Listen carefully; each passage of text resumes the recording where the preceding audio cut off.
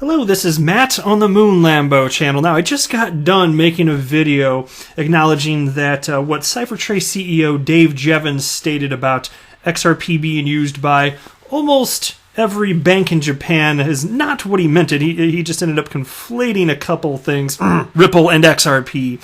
Even so, there is lots of real-world good news out there. Here's a headline from Daily Hodl. Ripple pushing for XRP expansion in Brazil, set to announce new banking partnerships in early 2020. Now, of course, when we're talking about new banking partnerships and XRP in the same headline, my ears perk up a little bit. So there's actual good stuff to talk about. So anyway, and if you don't know what I'm talking about as far as the reference to almost every bank in Japan utilizing XRP, just go to my videos on my page, and it's the one that I made right before this one. So just put it out today. But I want to talk about that. I've got some tweets from the XRP community here. And then I'm going to wrap up with this article that I found fascinating titled, United Nations Must Embrace Blockchain, UN Secretary General. But before we go any further, if you would please delicately tap that like button. And if you are a fan of Ripple and XRP, do yourself a favor, subscribe to the Moon Lambo channel, lest your life be eternally incomplete. I don't want that for you. Go ahead and subscribe. Yeah. All right. I'm just going to dive in. I'm done being weird. Ripple is pushing for a rapid expansion in Brazil. The company is gearing up to announce new Brazilian banking partnerships early next year, according to a report from Reuters. Now, I actually did pull up that report from Reuters, and it is not in English. So not displaying it in the video. And I thought about, I could try the Google Translator. I was like, I don't know, that can be a little dicey sometimes. I think I'll just cover this piece here. So, Ripple Managing Director Luis Antonio Sacco says the country's clear digital banking regulations are playing a key role in the company's expansion into Brazil, and Ripple is talking with banks and regulators about utilizing XRP for remittances. See, look, plenty of good things to talk about without the need for hyper things that are just blatantly incorrect. So there we go.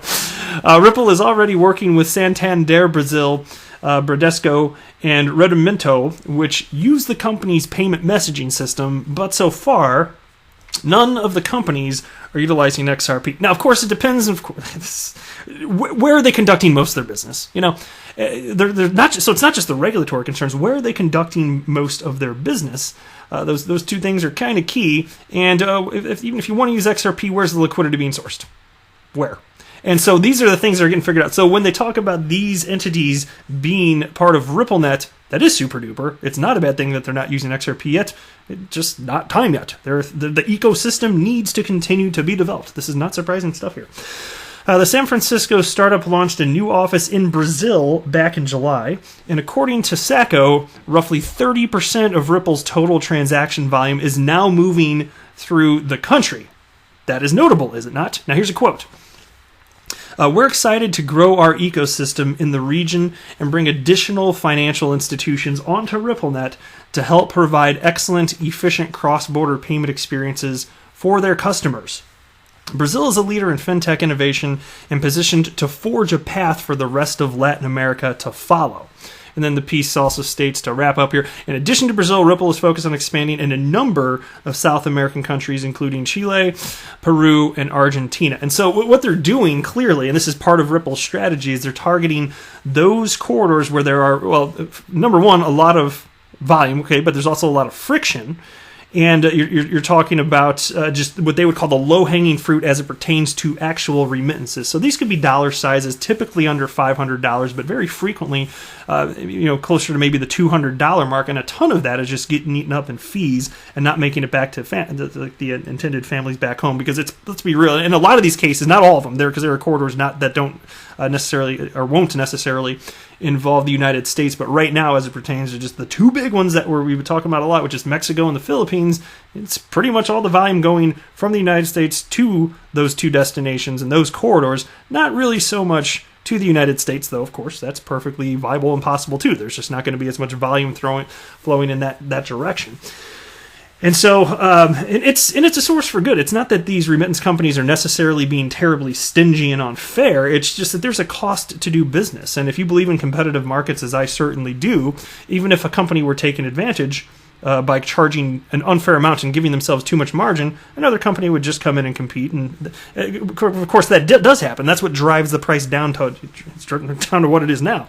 It still seems a lot eaten in fees, but that's just due to inefficiencies largely. It's costly to move money around the world, as it turns out, and there's risk associated with especially if you even just consider the volatility of fiat currencies. You're taking on a lot of risk if you're a market maker. You know, if you're providing that liquidity, you're taking a chance, because over a span of days, especially depending on how many intermediaries there are in the especially if you're talking about the correspondent banking system, there's a lot of opportunity for price to change dramatically, and then you just got to eat it if you lose. You don't know if you're going to make a buck on every single transaction. Frankly, you want to, hopefully you do, because you're providing an actual valuable service, but it's just really expensive to make this all happen right here.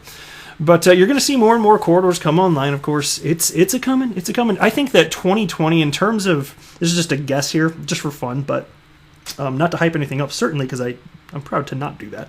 But if I just had to speculate about where I think things are going, I suspect you will see notably more XRP on-demand liquidity corridors come online and be announced in 2020 compared to 2019. I think to whatever degree, and I don't know to what degree, I won't pretend to, but I think that especially the direction that you can see Ripple's going, a lot of the comments that they've made, leads me to believe that there's going to be a lot more activity around that developed and announced in 2020. Hopefully we'll put 2019's development to shame, even though it was rather impressive what they've done even in this calendar year. So just sit tight, it's coming here. Now next, here is a tweet from XR Patient, who tagged me along with some others in the XRP community. Here's what he wrote. It's a fun little thought exercise. He wrote this: "One way of avoiding tax on XRP cash out is not to cash out. Buy property directly with XRP. We're still very early, but soon this will be an option, just like PayPal is today." I think it's something interesting to think about. Now, of course, I don't offer financial advice. I'm not a tax professional, so don't buy or sell anything. Don't treat your taxes any differently because of this video. That would really be stupid. Please don't do that. Be good to yourself and don't do that. But it's fun to think through this, because I remember coming up with the concept shortly after I entered the world of crypto. Not that I was the first one to think of it, but I did think of it on my own. I was like, what if? And not that I necessarily believe things are going to go exactly like this, but what if by the time XRP is worth just a ton relative to the United States dollar, you don't even need to convert it into fiat currency, because it's being used perhaps even as money. And I don't know that that's ever going to happen. It's not being positioned to in any meaningful way right now. It's just, there's bridge currency, there's what Coil's doing for web monetization, there's some other stuff. Okay, it's currently not being positioned for that in any sort of meaningful way, and I don't think that there's a huge demand for that particular use case for any cryptocurrency right now, but it's fun to think through. And so if it was going to be used in the place of money, well, one would think perhaps, maybe, and it'd be interesting to talk to a tax professional, somebody that knows what they're talking about this subject, just to see, like, is there actually potential there so that you don't have to take like a capital gains tax or something like that? Because that would just sap a ton of your profits from XRP. It could be a large, and who knows what the percentage is going to be by the time you actually cash out, because the regulation is always changing in the United States, and of course from country to country. I understand that it's different regardless of where you dependent upon where you live, rather. But it's fun to think through this, because even if you're going to treat XRP as money, let's say you just took it and maybe you get hit with some capital gains tax or something like that, and then you buy a house, maybe not as ideal as if you're allowed to just purchase it directly, purchase a home directly with XRP. Could you actually get around that? Interesting topic, and this is all stuff that still needs to be figured out. As far as I know anyway, and again, not a tax professional, I don't know that this has been figured out. This seems like the type of thing that people are still trying to wrap their head around, right? All right, next, actually, you know what? I didn't need to pull this one up quite yet. Here is a tweet. I just found this fascinating. This is from Hodlstyle. I just came across this in my Twitter feed. Didn't tag me, but I just thought I'd highlight this. All right, it's 101, how on-demand liquidity works. Okay, and here's the screen grab associated with this, which is exactly as described. And I was just thinking back to the first time I ever saw a screen grab that looks like this in 2017. I was like, oh yeah, great. What the hell am I looking at? Look, when you know nothing, like, okay, as accurate as this picture is, without a verbal explanation, you might as well be looking at Egyptian hieroglyphs. That's pretty much what I felt like there. It's somebody else out there. I bet a lot of you felt the same too. You're looking at these charts like, but what does it mean, right? I don't know. I just thought it was funny. Oh, and take a look at this too. Oh my God, so there's a 19-second video clip. I'll let play as I'm describing. If you can look at your screen, if you're not driving, if it's safe to look at your screen, do so. This is interesting.